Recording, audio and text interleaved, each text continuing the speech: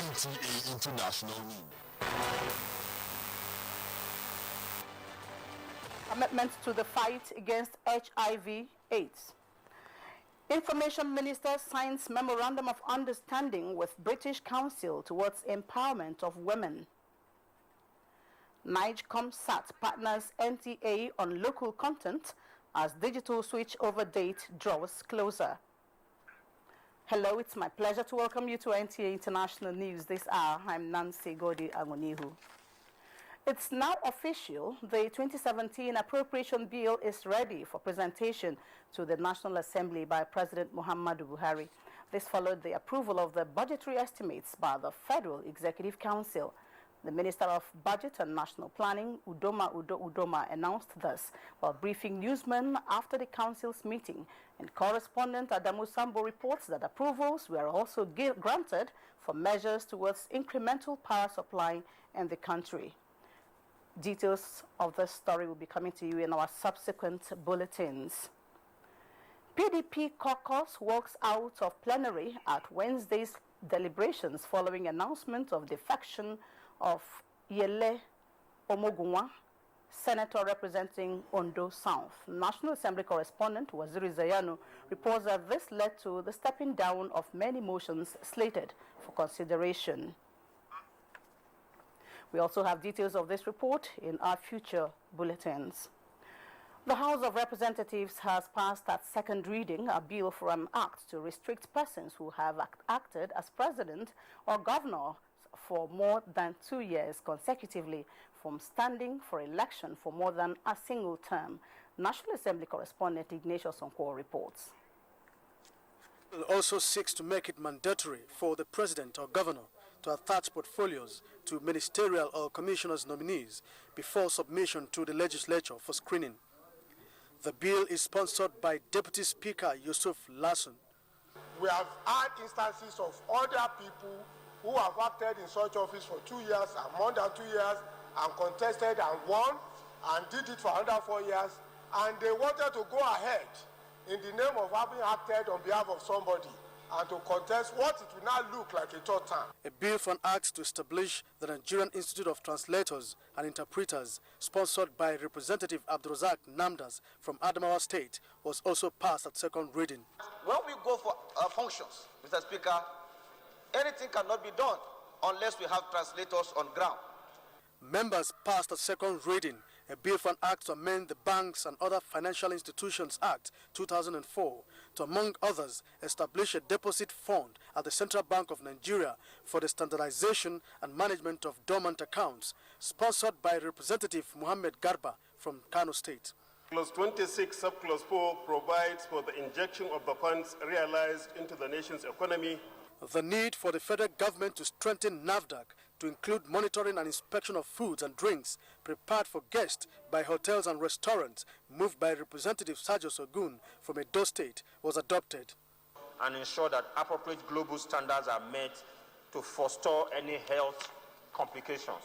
The motion moved by Representative Emeka Zubogu from Anambra State on the need to complete the rail line from Warri Port to Kaduna, and that moved by Representative Darlington Wokocha from Abia State for swift response for victims of devastating rainfall in Amambo, NTA, in his state, came under matter of urgent public importance.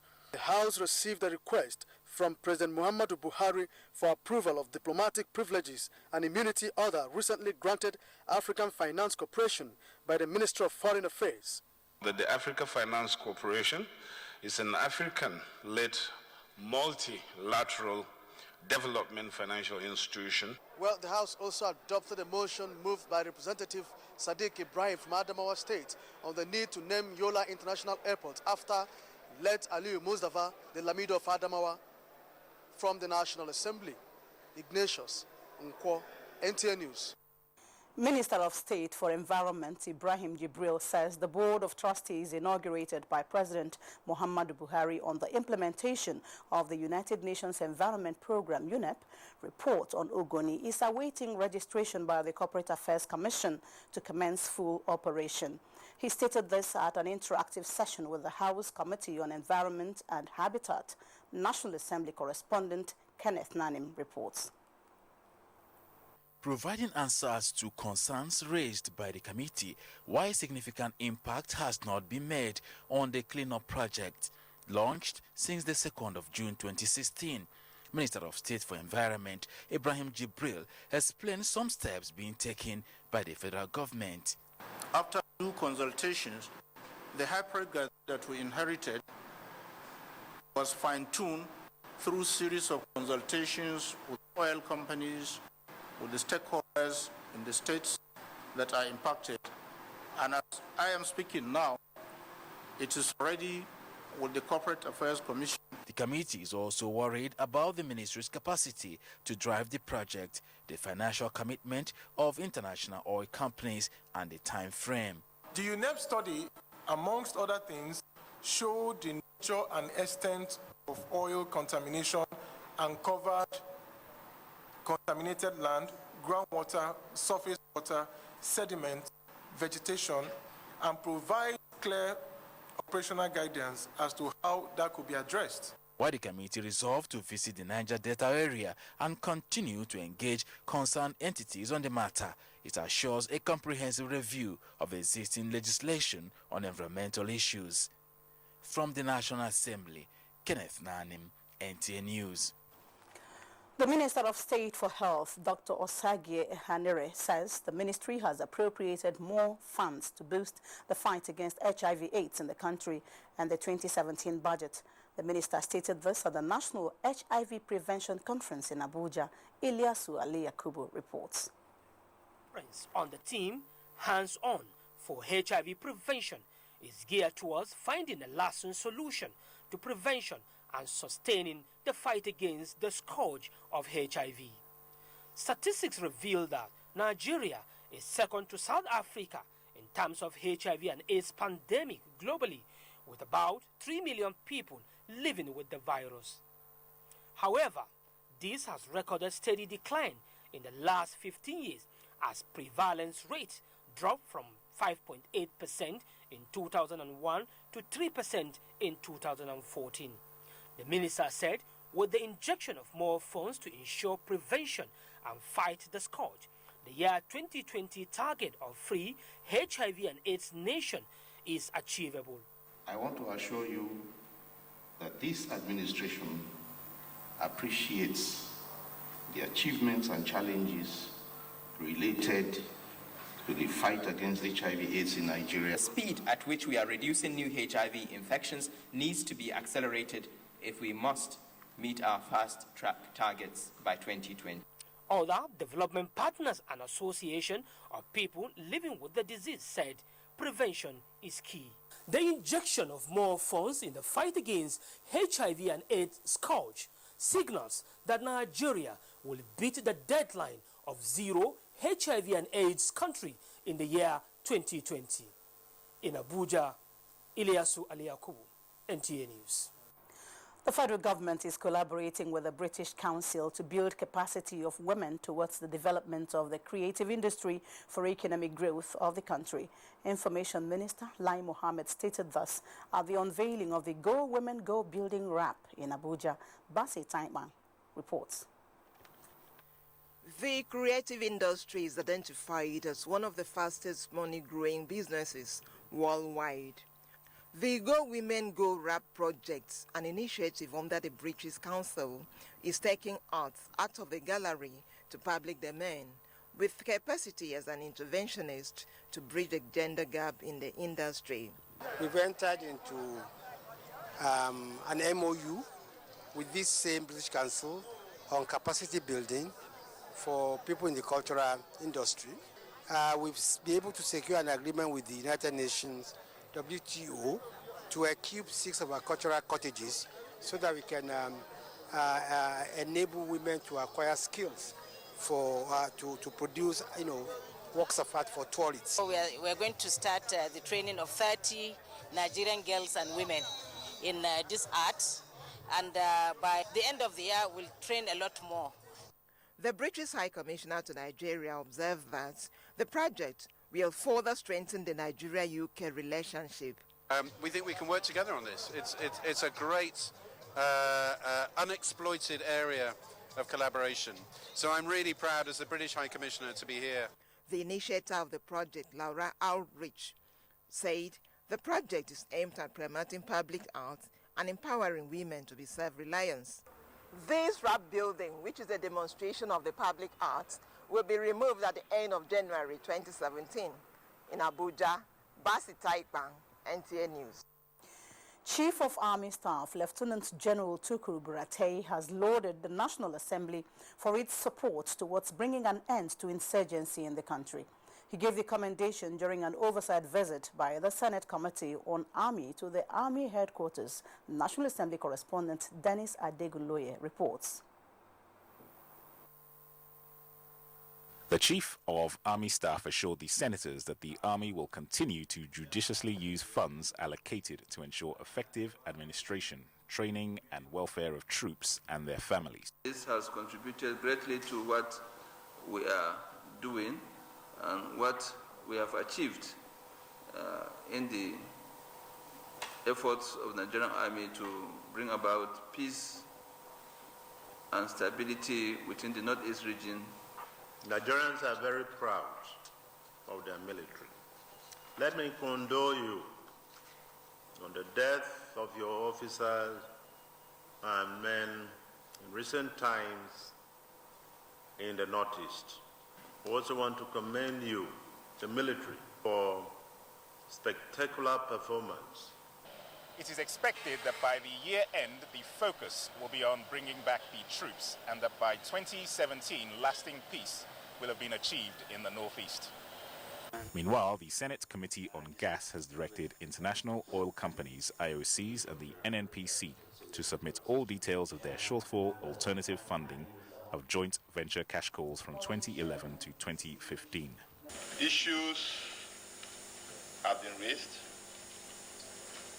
We got submissions from the Central Bank of Nigeria on all the releases by the Central Bank of Nigeria.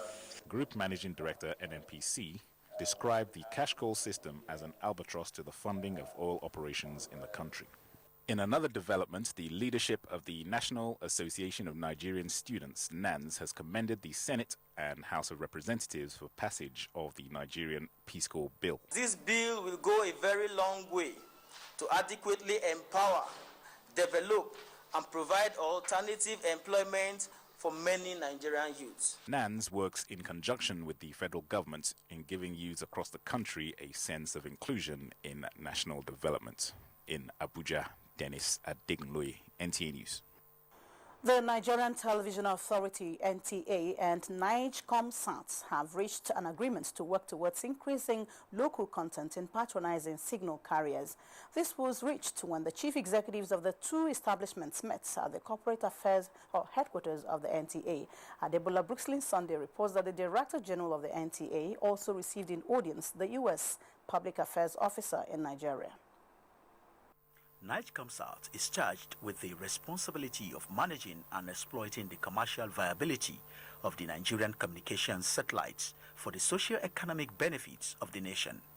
Their visit, the Managing Director Abimbola Alale says, is to assure the NTA of its capability to provide all necessary tools needed to meet the growing innovations in high-definition programming and introduction of hybrid multi-network delivery. This, the Director General of the NTA says, is a welcome development. We will have a team of engineers led by our Executive Director Engineering, to meet with a team from NIGECOMSAT so that we can look at what you have to offer, what is on ground, and from there then we can chart a way forward. There are several opportunities that we're already exploring, and we're preparing them for this challenge to back NTA, because we are Nigerians, we will not want NTA to fail. And I tell you, NIGECOMSAT has the best power, the footprint that, quality that NTA can use. Also at the NTA's DG office was the United States Mission Nigeria Country Public Officer, Haruna Amintanigam. Our relationship between the Nigerian government and the U.S. government, it is the responsibility of NTA to make sure that this relationship is fostered. He was later taken round on facility tour in appreciation of NTA's coverage of the U.S. activities. With your facilities, you have state-of-the-art equipment, and I look forward to returning, and I will also encourage my new ambassador who has just arrived, Ambassador Symington, to also visit. I think it's a very, very impressive facility. Mr. Amitanaigam promised closer ties with NTA, especially in the areas of training and capacity building. Adebola, Brooksland Sunday, NTA News. Meanwhile, the Director General of the Nigerian Television Authority, Yakubu Ibn Mohammed, says NTA will continue to support organizations with programs that will better the lives of Nigerians. This is when the leadership of a non-governmental organization, Dave Omokaro Foundation, fighting for the rights of the aged in society, visited the NTA in Abuja. The Executive Director of Programs, Eugenia Abu, represented the Director General. Adebola Brooksland Sunday again reports. Old age is the stage everyone is expected to attain in life as the years roll by. It is on record that this category of people, popularly referred to as senior citizens, are often faced with various challenges. Executive Director of the Foundation, MM Omokaro, an advocate for better life for the elderly, says the objective of the organization is to build capacities and to push for policies that will help this category of people age gracefully with dignity. The Executive Director of Programs, Mrs. Abu, assures the group of NTA's commitment to give voice to every Nigerian, especially through its rich programming. As digitization comes up, the various demographics people we should be interested in. And because people watch television differently, there are people who will be interested in how should I look after my older parents. If I run an old people's home, what can I do? A program like that will be of interest to them. We want to change some paradigms. We want to attack ageism, that's discrimination against older persons. We want to be able to influence policymakers and influence policies. We want to be able to suggest programs. And then, yes, we can do it one-on-one with the MDAs and the stakeholders like we do, but there is nothing like a medium that can reach out with such authority and such respect. The organization wants the federal government to support in the formulation of policies that will help the senior citizens in the country. Adebola, Brooksland Sunday, NTA News. This is the news on NTA International. We'll bring you more reports after this timeout.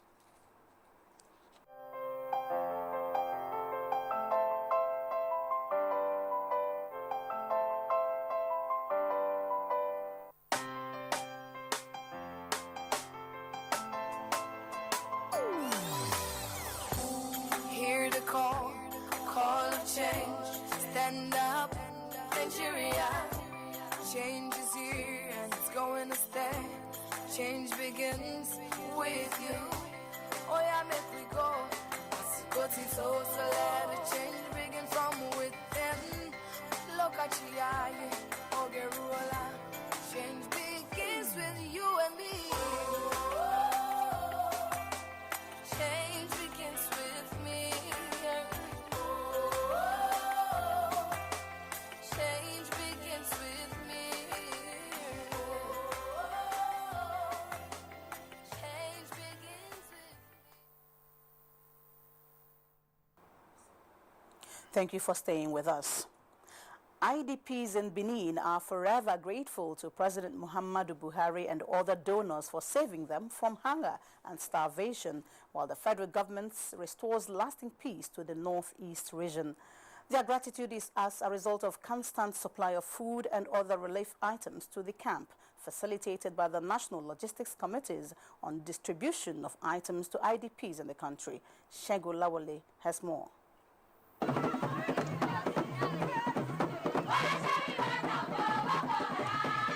Their excitement is quite understandable. For a facility meant to be a charity home in Benin City, now turned IDP camp, and occupied by a little less than 2,000 persons, feeding could pose a challenge, as a 3-square meal per day is unrealistic. When 3,000 bags of rice, about 500 kegs of vegetable oil, second-hand clothing, and other items arrive at the camp, their hope rises, courtesy the National Logistics Committee of the federal government, facilitated by the customs. Today, we have never had it so good.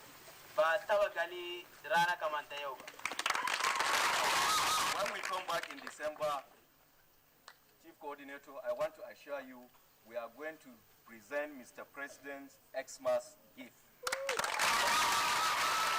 More exciting, however, was the spectacular display of talent in a friendly match between the IDPs and the National Logistics team, captained by Sanusi Humar. The match ended 4-0 in favor of the IDPs.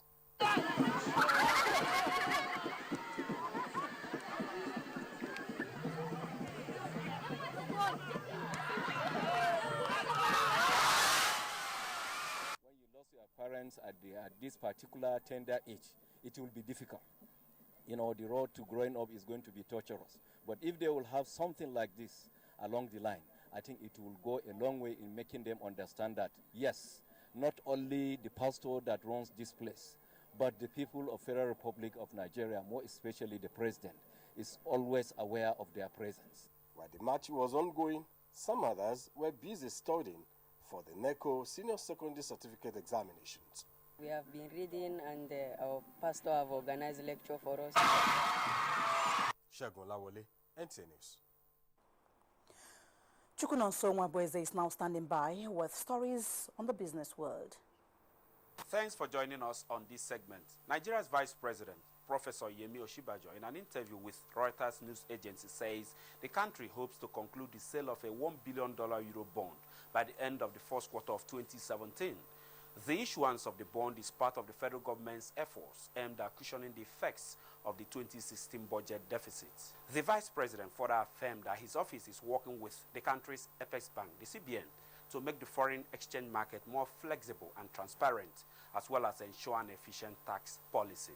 Meanwhile, African Development Bank's North Africa Director, Jacob Costa, Wednesday in Tunis, announced that the bank will lend between 1.5 and 2 billion euros over the next 5 years to Tunisia. Costa said FDB will remain in Tunisia and will continue to support the North African country to revive its ailing economy. Tunisia is seeking financial support and foreign investments as it struggles with weak growth, high unemployment, and large fiscal deficits. And trading on the floor of the Nigerian Stock Exchange closed Wednesday on a positive note as the All-Share Index gained 0.03% to close at 25,241.63 basis points.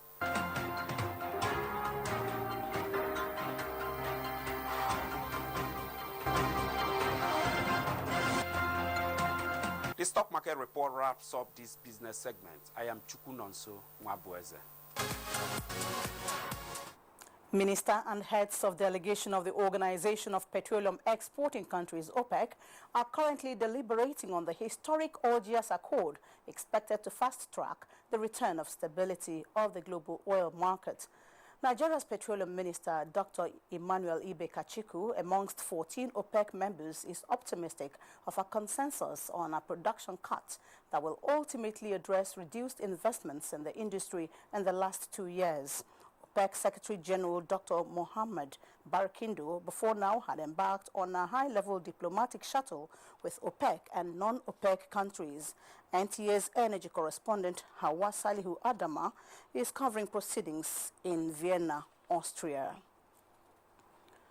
The Minister of State Foreign Affairs, Khadija Abba Ibrahim, has presented letters of commission to the newly appointed Nigeria's Consul General, urging them to be up to speed with Nigeria's foreign policy goals. Gabriel Odu reports that out of the 7 consuls general, 5 received their letters.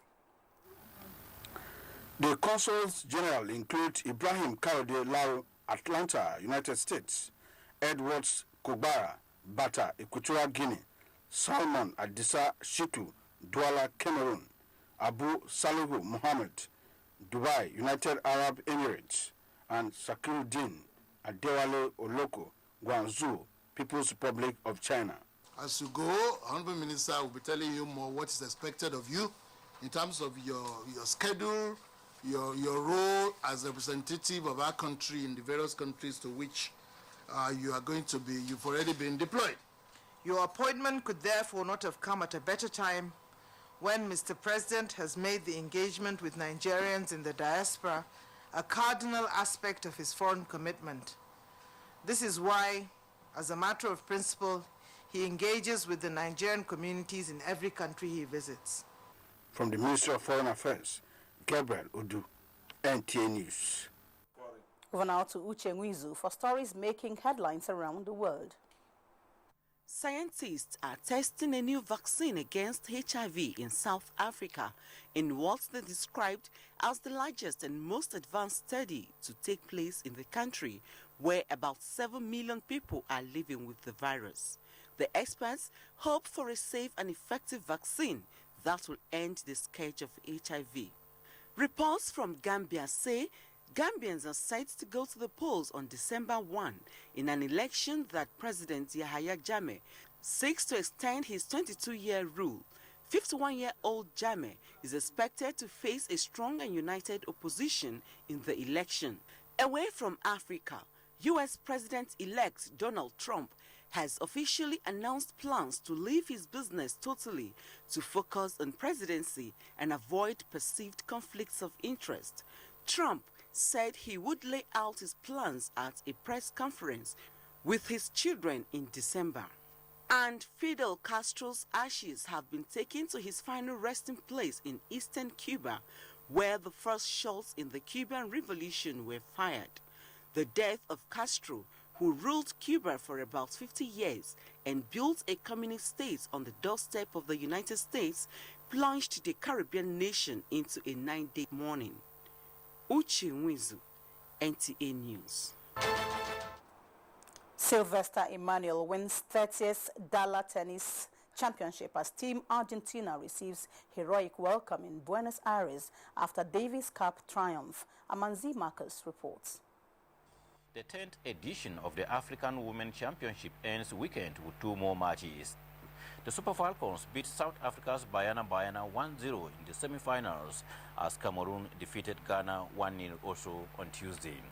A private initiative hoping to organize a national grassroots sports festival by April 2017 continued its advocacy visit on Tuesday, this time to the Social Development Secretariat of the FCT in Abuja. Leader of delegation Peter Elosia said athletes will compete in Abuja and will be monitored over 3 years to enable them compete for Nigeria at the Tokyo 2020 Olympics. Acting Director of the Social Development Secretariat